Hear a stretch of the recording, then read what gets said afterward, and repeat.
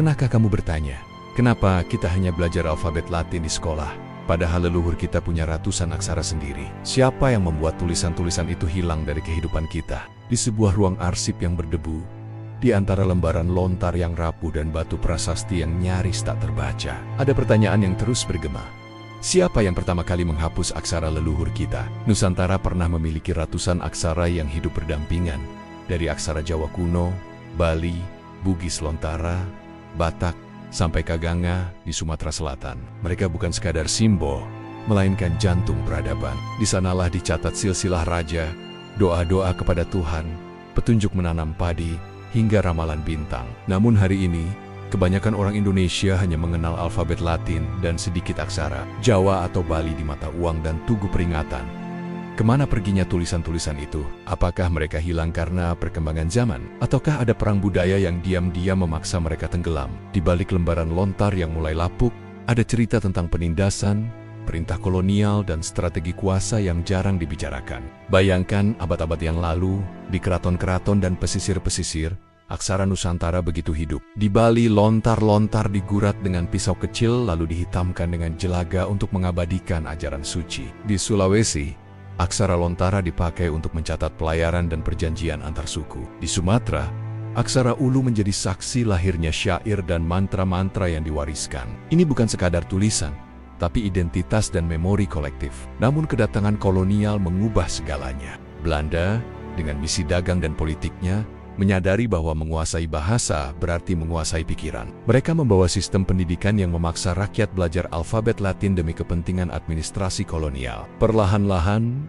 aksara lokal dianggap kuno, tidak praktis, dan bahkan tidak berguna di dunia modern.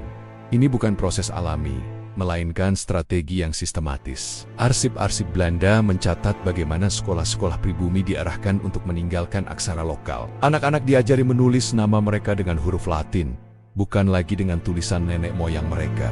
Di banyak desa, para tetua masih menyimpan lontar-lontar kuno yang tak lagi terbaca oleh generasi muda. Mereka memandang lembaran-lembaran itu dengan mata berkaca-kaca, karena tahu setiap goresan mengandung doa dan kebijaksanaan. Namun siapa yang peduli? Sistem pendidikan nasional setelah kemerdekaan pun tidak banyak memberi ruang bagi aksara lokal. Aksara Jawa misalnya, hanya diajarkan sekilas dan seringkali hanya menjadi ornamen. Bahkan beberapa aksara lain nyaris tak terdengar namanya. Seiring waktu, generasi baru kehilangan kemampuan membaca warisan sendiri. Bukankah itu kehilangan yang lebih tragis daripada kehilangan sebuah benda pusaka? Karena ketika aksara hilang, Karaba Pakia, cara merasakan dunia ikut hilang. Mereka bukan hanya simbol, tapi struktur berpikir yang membentuk identitas. Lalu siapa yang bertanggung jawab? Sebagian menyalahkan kolonial Belanda yang memang menjalankan kebijakan asimilasi kultural. Mereka menghapus aksara untuk memutus mata rantai pengetahuan lokal. Dengan begitu, ada pula yang menunjuk jari pada bangsa sendiri,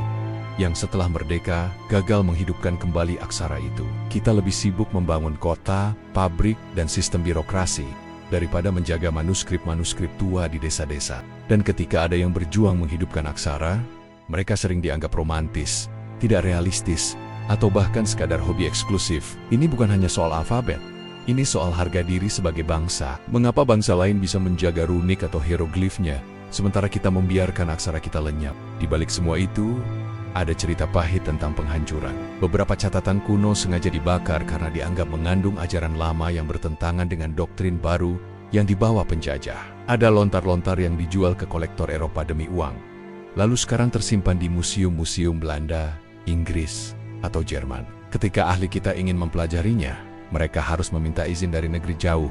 Ironis bukan? Naskah yang lahir di tanah kita justru lebih dihargai di luar sana. Dan ketika kita menuntut kembali, dunia internasional menyebutnya sebagai koleksi sah hasil kolonial. Bukankah itu bentuk perang budaya yang paling halus mencuri ingatan sebuah bangsa, lalu menjadikannya milik mereka? Namun tak semua cerita berakhir suram.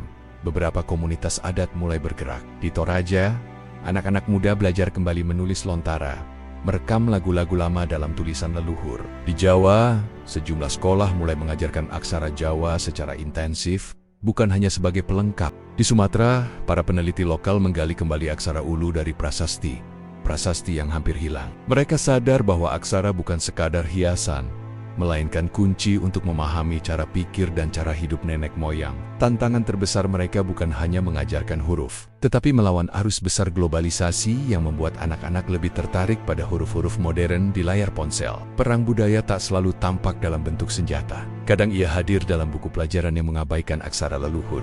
Kadang ia hadir dalam kebijakan yang hanya fokus pada alfabet internasional. Kadang ia hadir dalam ketidakpedulian kita sendiri. Lalu apa yang bisa kita lakukan? Mungkin kita tak bisa memutar balik waktu, tapi kita bisa mulai dengan hal kecil. Mengenalkan aksara lokal kepada anak-anak kita, mendukung komunitas yang melestarikan naskah kuno, dan bertanya dengan lantang kepada pemerintah, mengapa warisan aksara kita tidak menjadi prioritas nasional? Karena selama kita diam, aksara-aksara itu akan terus terkubur, bukan oleh tanah, tetapi oleh lupa. Malam semakin larut, dan di ruang arsip itu, lembaran lontar tetap diam, menunggu ada yang membacanya lagi. Tulisan-tulisan di atasnya mungkin sudah pudar, tapi maknanya masih menunggu untuk dihidupkan. Rahasia perang budaya ini bukan hanya soal masa lalu, tapi juga masa depan. Jika kita gagal menjaga aksara kita, apalagi yang akan kita biarkan hilang? Siapa yang akan menulis cerita kita di masa depan? Apakah kita sendiri, atau mereka yang tak pernah merasakan tanah ini? Pertanyaan itu menggantung di udara, menantang kita untuk memilih. Dan ketika cahaya pagi menembus jendela arsip, aksara-aksara tua itu tetap berdiam diri, seolah berkata, "Kami masih di sini, tapi sampai kapan kalian peduli?" Namun perjalanan menghidupkan kembali aksara Nusantara tidak pernah mudah. Banyak dari para pelestari menghadapi sinisme dari lingkungannya sendiri. Ada yang berkata, untuk apa belajar aksara kuno? Tidak ada gunanya di zaman sekarang. Kalimat-kalimat seperti ini terdengar sepele, tapi sejatinya adalah cermin dari perang budaya yang masih berlangsung. Perang yang tidak lagi memakai senjata, melainkan mentalitas dan cara pandang. Di sejumlah desa, guru-guru muda dengan sabar memperkenalkan kembali cara menulis aksara Jawa di papan tulis, atau aksara Bugis di lembaran-lembaran latihan. Mereka sering harus membeli buku panduan dari kantong pribadi, karena tidak ada dukungan resmi. Di sisi lain, konten kreator di media sosial mulai menggunakan aksara kuno untuk menulis kutipan-kutipan modern, membuatnya terasa relevan lagi bagi generasi muda. Gerakan kecil seperti ini menjadi percikan api yang mungkin kelak menyulut semangat lebih besar. Bayangkan sebuah masa depan di mana anak-anak sekolah di seluruh Nusantara mempelajari aksara daerah mereka sendiri sebagai bagian dari identitas, bukan sekadar pengetahuan tambahan. Di tengah segala keterbatasan itu, muncul juga suara-suara dari luar negeri yang justru memuji keunikan aksara kita. Beberapa akademisi asing menulis makalah tentang keindahan aksara Bali dan kepraktisan aksara Bugis yang bisa ditulis tanpa spasi. Ironisnya, seringkali mereka lebih bersemangat melestarikan warisan kita daripada kita sendiri. Museum-museum di Eropa membuat pameran besar tentang manuskrip Nusantara. Sementara di tanah airnya sendiri, manuskrip-manuskrip itu teronggok di gudang lembab. Ada yang bahkan harus diselamatkan dari jamur dengan dana swadaya komunitas lokal. Kisah-kisah seperti ini membuat kita bertanya, apakah perang budaya itu sudah dimenangkan pihak lain karena kita terlalu sibuk dengan hal-hal lain? Ataukah ini justru panggilan untuk memulai perlawanan balik dengan cara kita sendiri merekam ulang, mengajar ulang dan menulis ulang masa depan dengan aksara yang pernah hampir hilang? Lihatlah di dunia maya. Perlahan, aksara Nusantara mulai muncul kembali. Di Instagram, ada seniman yang menulis kaligrafi aksara Jawa dengan tinta emas, menggabungkan motif batik dan wayang. Di TikTok, ada video singkat yang mengajarkan cara menulis nama dengan aksara Sunda. Di YouTube, komunitas Bugis mengunggah tutorial membaca lontara. Ini adalah tanda bahwa perang budaya bisa dilawan dengan kreativitas dan teknologi. Tidak ada lagi alasan untuk berkata, anak muda tak mau belajar yang kuno, karena justru anak muda yang sekarang menemukan cara baru untuk membuatnya hidup. Namun perjuangan ini memerlukan dukungan yang lebih luas. Pemerintah perlu melihat ini bukan sekadar hobi atau warisan daerah, melainkan bagian dari identitas nasional yang tak ternilai harganya. Jika negara-negara lain bangga memamerkan huruf-huruf kunonya, mengapa kita tidak? Dan disinilah kita berdiri, di persimpangan sejarah. Apakah kita akan membiarkan aksara Nusantara hanya menjadi dekorasi museum dan ornamen koin? Ataukah kita akan menjadikannya hidup kembali sebagai bahasa tulisan yang diajarkan dan digunakan? Masa depan aksara kita tidak hanya bergantung pada ahli bahasa atau budayawan, tetapi juga pada kita semua yang memilih untuk peduli atau tidak. Setiap kali kita menulis, membaca, atau mengajarkan aksara leluhur, kita sedang melawan perang budaya yang mencoba menghapusnya. Setiap kali kita membiarkan aksara itu mati, Kita sedang membiarkan sebagian dari identitas kita ikut mati. Dan ketika matahari sore mulai condong di atas cakrawala Nusantara, aksara-aksara tua itu seakan berbisik dari lembaran lontar dan prasasti batu. Kami pernah menghidupkan peradabanmu. Apakah kau akan membiarkan kami hilang begitu saja? Pertanyaan itu kini bukan lagi milik masa lalu. Itu adalah pertanyaan untuk kita semua, di masa sekarang, dan untuk masa depan yang akan kita tulis bersama. Maka, pada akhirnya, perjuangan untuk menjaga aksara Nusantara bukan hanya tentang huruf-huruf yang terukir di lontar atau prasasti batu, melainkan tentang keberanian sebuah bangsa untuk berdiri di atas jati dirinya sendiri. Bayangkan sebuah masa depan di mana anak-anak di Papua, Sumatera, Jawa, Sulawesi, dan Kalimantan menulis cerita rakyatnya dengan aksara leluhur, lalu membacakannya di depan kelas dengan bangga. Bayangkan generasi muda yang menulis status di media sosial dengan aksara lokal. Bukan sekadar gimmick, tetapi sebagai pernyataan bahwa mereka tahu dari mana mereka berasal. Ketika aksara-aksara itu hidup kembali, kita tidak hanya menyelamatkan simbol-simbol kuno, tetapi juga menyambung ingatan kolektif yang pernah hendak diputus.